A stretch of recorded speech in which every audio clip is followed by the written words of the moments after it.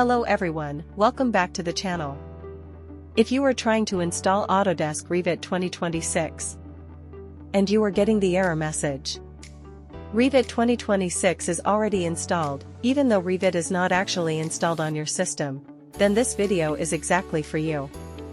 This problem happens very frequently on Windows 10 and Windows 11, especially after a failed installation, crash, or an incomplete uninstall. Many users try to reinstall Revit 2026 and suddenly see messages like, Revit 2026 is already installed. Cannot install Revit 2026. Another version of Revit is detected, or installation blocked by previous setup. Even if you remove Revit from Control Panel, the error still remains.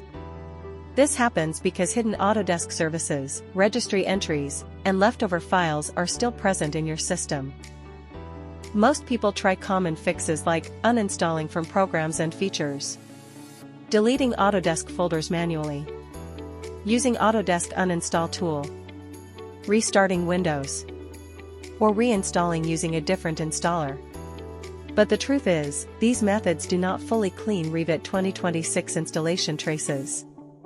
That is why the installer still shows Revit 2026 is already installed. To fix this issue permanently, I am using a tested automated fix tool that safely performs all these steps without damaging your Windows system. This method works for Revit 2026, Revit 2025, Revit 2024, Revit 2023, Revit 2022, and Revit 2021 as well. You can download the fix files from the link provided in the video description and the pinned comment below. If the download link is not visible, or if you need a custom fix for your system, you can directly contact me. I personally provide the fix and also help if the error still appears after running the tool.